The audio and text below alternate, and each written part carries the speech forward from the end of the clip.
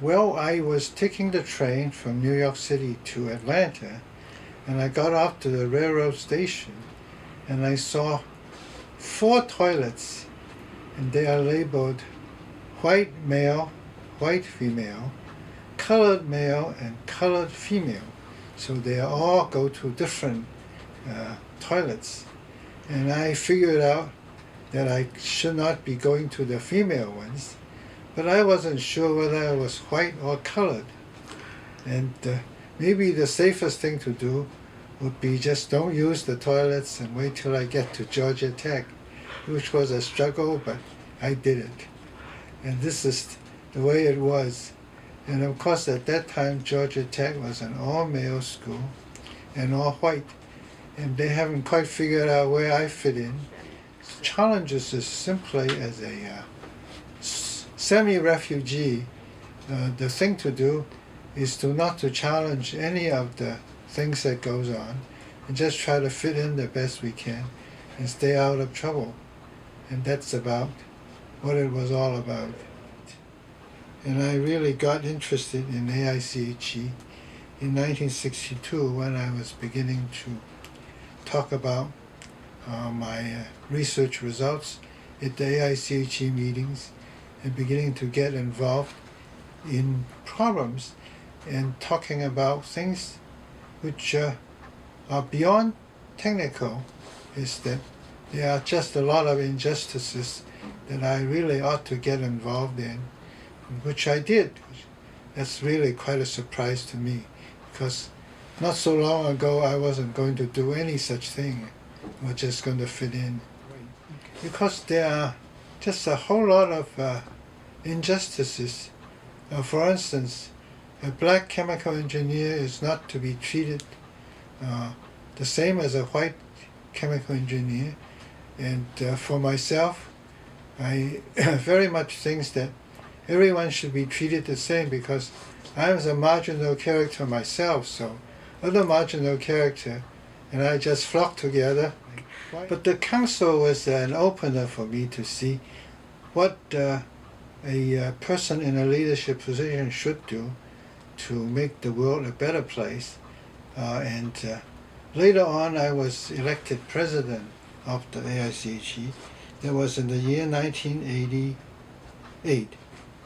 And I even found a copy of an executive committee meeting notes dated April 9, 1988. And it says the presiding person on this meeting is President Wei.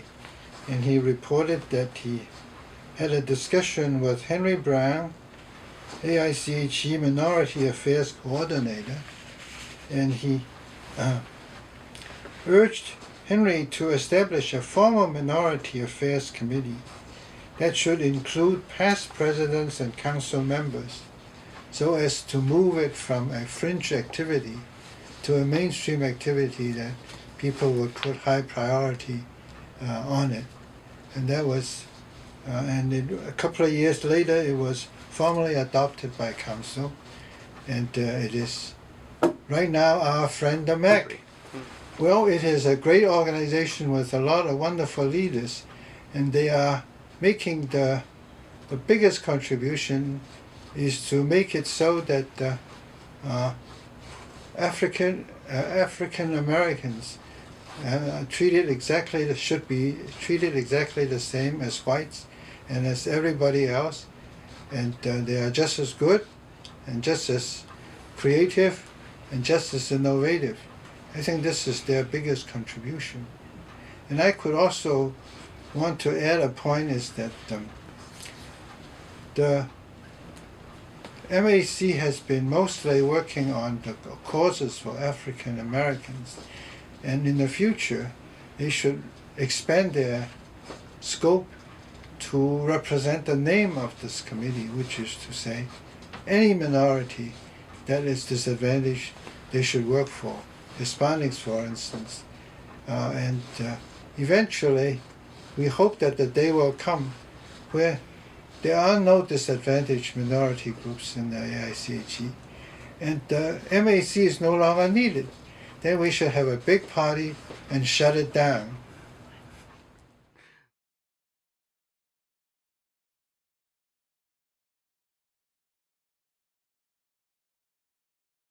Do you remember any of those early activities? Oh, yes. Could you tell me a little bit about those early career guidance task forces? Well, the first thing was to convince council that they should even get involved with this. Gerry and I actually had a meeting with the president, Max Peters, and Hugh Guthrie, who was the vice president at the time. And the night before, their wives had to be there. And the interesting thing that happened was that they were saying, we're a technical society, we should get involved with anything of this nature. And we've been back and forth over why they should get involved. And finally, one of the wives spoke up, Betty Guthrie, in fact, and said, told their husband, they're out in that field. They need to recognize that change in the world was going on. And I still remember the conversation, how I think she probably sold them on our presentation that we were going to do the next day. They sort of quieted down after she spoke up. Yeah, and the presentation happened at, was it a council meeting. Okay. We had prepared a draft for Minority Affairs, and we were presented and tried to get their support for it. And what it said, basically, here are guidelines for local sections to get involved. The model was you get a program for the national office, and the local sections were the place to get it done. So we worked hard on that. We knew, for example, we were the first engineering society to get involved with this all. All the other engineers were not involved. We got involved with AIChE in the New Jersey section. We got involved with their Project Seed. We actually worked back and forth with AIChE. And Gerry pushed most of that. In fact, he sort of freed me up to even work on the committee. Was it a career guidance effort, or was it reaching out to undergraduates, or? Career guidance specifically quoted toward minority minority students. We call it the career guidance for disadvantaged students. We got a subject of race and all that stuff, and we don't want to hit this group too hard. We got the guidelines all done, sent out the local sections. Very little thing happened. All the things that happened were symposiums on the national effort that we were doing, national meetings that we were doing. Right. And we became really the most active part of the Career Guidance Committee for about 5 years. But we didn't get support from the local sections, and looking back, it's sort of a failed model. It was a model that worked, but it needs someone in the local sections to actually pick up and run with it. Yeah. Getting the Institute sensitive to minorities was not an easy job. My presence there, I became a needle. Sometimes I think I was annoying people because of it. We had to look back on what we were doing, and Gerry the other day, he was saying how all that we did, we sort of ignored women. Said, well, it wasn't a big thing in those days. It became one later on. But I think what we did made it easier for them to get involved with AIChE and whatnot. Most of the people who've gotten involved nationally have all at least had some contact with MAC, and sort of put it on their resume in terms of they've done their jobs there. And I think that that's the case. I think that the scholarships are great. That's what the group is aimed for. During my time there, when I was spending money, I was spending it pretty much on ed education, the K to 12 type of problems. I think that the effort hasn't stopped. We're still underutilized in terms of numbers of blacks in engineering, chem engineering. I'm happy to see as many who have gotten involved, who've worked in the structure.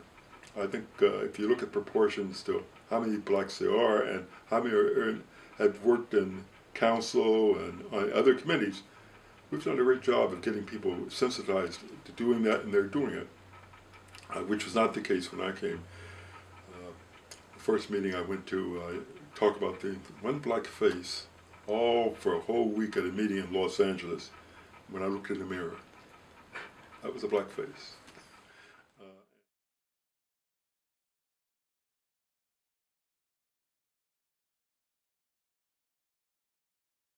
Also have found that, in my own personal opinion, that MAC has contributed quite a bit with scholarships. They have, I think, given 370 or more scholarships in the past 25 years. And I've participated from the standpoint of evaluating some of the candidates and also making contributions. But this is a very important role MAC has played over the years. And as I mentioned earlier, you know, a lot of minority engineers don't have the financial capability of going to university, even though they have excellent, educational backgrounds. So it's a very important role that MAC has played. Another important role MAC has played is in the K through 12 outreach. I've had the opportunity of participating some of the outreach efforts at our annual meetings and spring meetings, and just looking at the faces of the young high school students and seeing minority engineers and encouraging them to become engineers. You can tell that they hadn't even thought about that, and here is an opportunity for them to pursue in the future. So those are two areas of which I think that MAC has made some very significant contributions. The foundation, AIChE Foundation, has started a new initiative, and you're on the steering committee of something called the MAC Endowment Fund. Yes. What is that about? Well, basically, we're trying to raise funds to ensure that we have some perpetuity for the scholarships for the future. MAC scholarships have been primarily financed by the foundation. But in many cases in the past, the financing has been depending upon the market. So we'd like to sort of put in place an endowment fund that will provide these scholarships on an annual basis, some 15 scholarships. So we're looking at raising some $300,000 over the next 3 years to endow this MAC Scholarship Fund to provide this level of support in the future. And this is very important. You know, I think engineering provides a unique ladder for minorities to climb up from a lower economic level to a higher economic level, and the financial scholarships is a key, I think, aspect of helping you move up that ladder. If you didn't have the financial support, it'd be very difficult to climb that ladder. So to me, this is very important, and I encourage all my friends, chemical engineers, minorities, all chemical engineers, to please help us in this endowment.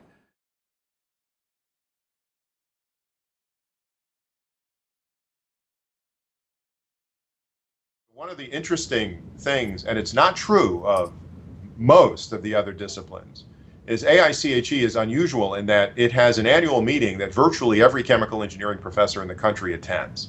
And so there's this sort of gathering point, this annual gathering point, which is very powerful. Other disciplines are much more fractured, and so the subdisciplines will gather in one location or another location, and it's very rare for them to collectively be together. AIChE really I think has a great strength in that it has that meeting. So it's really at those annual meetings that I became really involved with MAC. So MAC would have an annual meeting, and it would talk about its activities. A lot of it was focused on outreach to local schools, and so there was they would schedule a visit. Some of us would participate in that visit.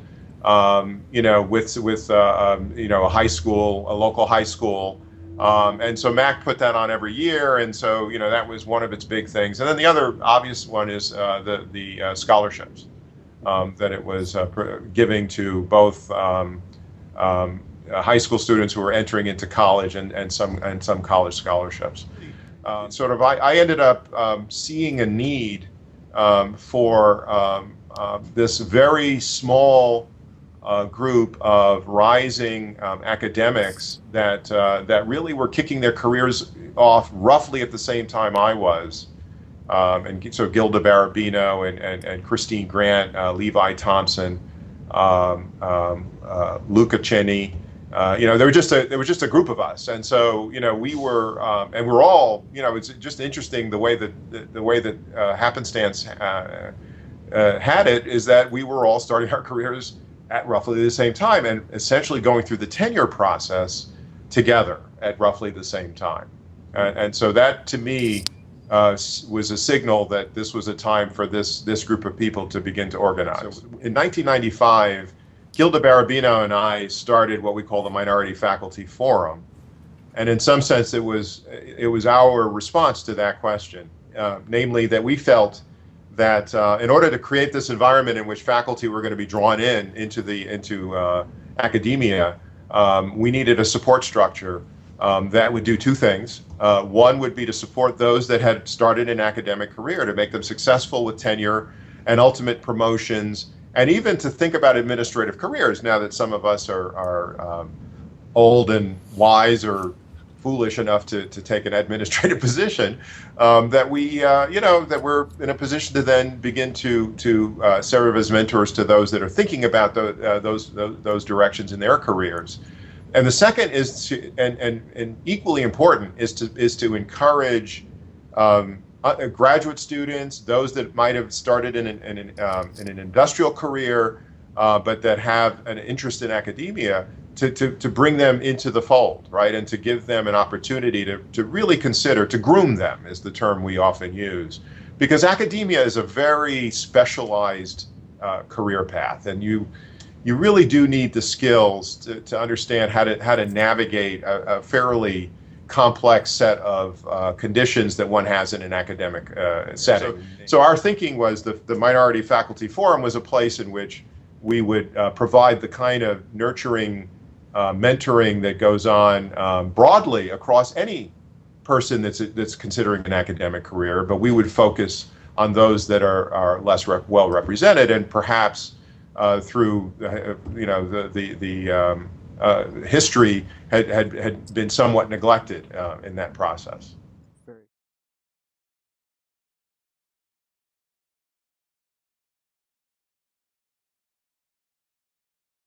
I believe that my first conference ever as a graduate student was actually the National Organization of Black Chemists and Chemical Engineers.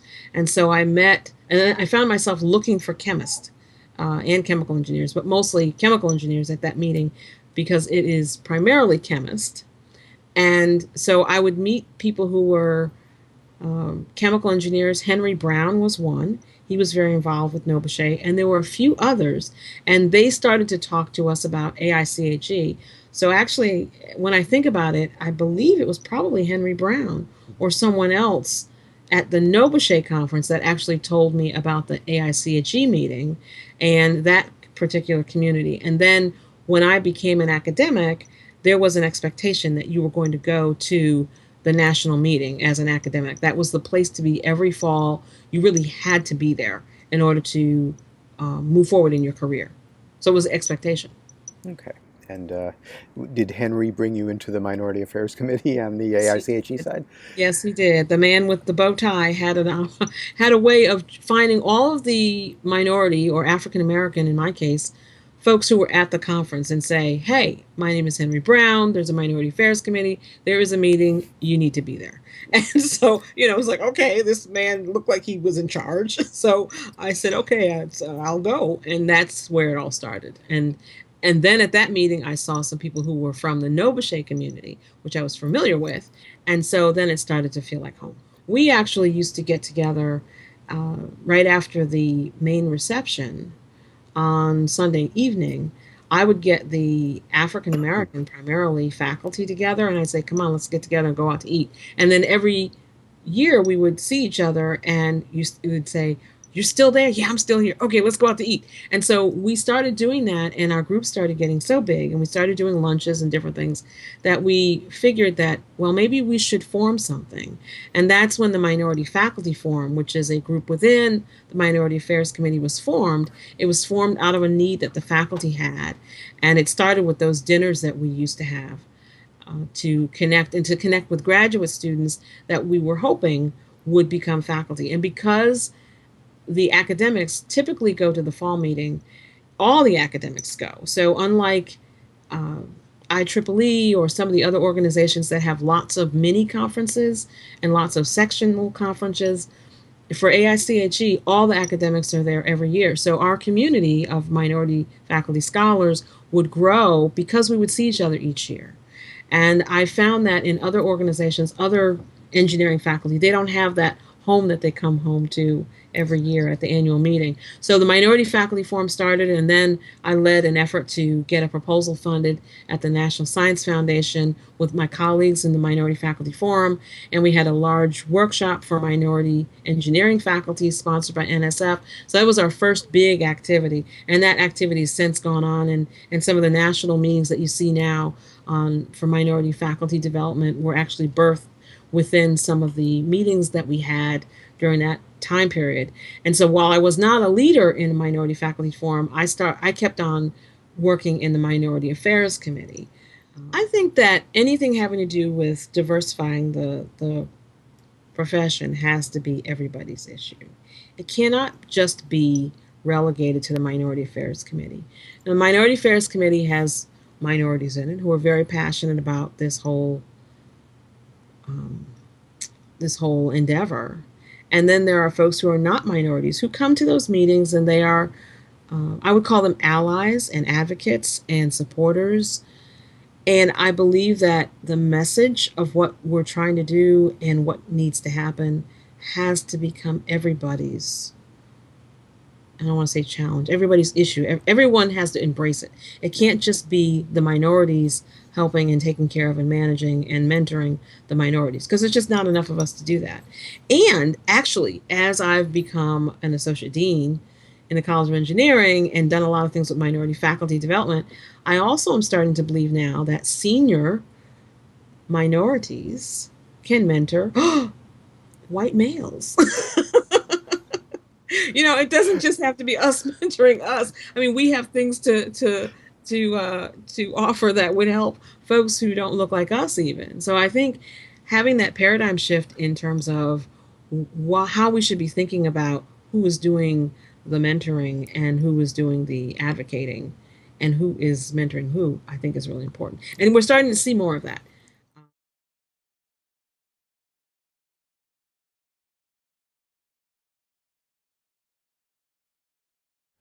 First thing I did, I started making phone calls to find out who I should even talk to. And I talked to the chairman of the Career Guidance Committee, National Career Guidance Committee. His first name was Wayne, and that didn't seem to lead anywhere. And I just kept pushing, and finally I somehow got in touch with Hugh Guthrie, who at the time was vice president of AIChE. I caught his ear. I was the catalyst, but as soon as the council saw fit to establish the task force that I was chairing, then I had people I worked with, and most notably of whom was Henry Brown. Well, the biggest challenge was to get AIChE leadership on board, not just a few outstanding leaders, but to get basically the council. This had some challenges, and I understand that. So finally, we got the task force established, and it was agreed by everybody we needed to get the word around, and we did that with symposia at national meetings. Mm-hmm. I had already, probably 2 years before that, gotten a small program like this going in the New Jersey section of AIChE, which is centered around Plainfield. Right, and I guess Henry Brown was also in New Jersey at that time. He was, but I didn't meet him when this particular program had started. I met him if you're interested, at a New Year's Eve party at mutual friends. It was quite interesting because my wife and I were the only white people in a sea of black faces, and I realized at the time, gosh, I can understand a little bit what black people must go through all the time in a sea of white faces, except there was no hostility. And you and Henry were able to team up and work together for quite a long time. Oh yes, absolutely. Back in the late 1960s, you, among all AIChE members, made it a personal duty to get the Institute to become more inclusive. Why did you take that upon yourself? Well, quite frankly, Gordon, for many, many years, I saw all sorts of examples where, let's go back to the terminology of the time, colored people, then Negroes, and then for a short time Afro-Americans and blacks were just being mistreated across the board. And I just saw here was a bit of a niche. It was my professional society, and if I could get AIChE to do this one thing, and that is to attract minorities and women into the profession, it's a small thing in a way, but it would be a big thing for AIChE, I felt.